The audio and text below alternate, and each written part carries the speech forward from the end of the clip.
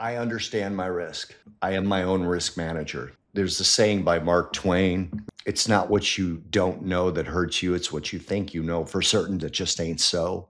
Risk management, in my view, is done by one thing and one thing only: the size of your position. If you're saying, I'm only going to lose $100 on this trade, it just ain't so. Because, first of all, especially if you put it in the very wrong place, you're going to have more slippage than you need to have. And your risk isn't managed because it can blow through that stop without filling you. Power goes out, it's not our fault. You're on your own. Everything is a force majeure, an act of God. Let's just say that one of the hurricanes, it takes your power out for a week in the middle of a trade. Whatever you lost, you lost. So you never have your risk fully managed. And the reason that that's a myth for me is that people don't take that and say, I need to do everything in my power to make sure I don't blow up, even before I do anything to make money.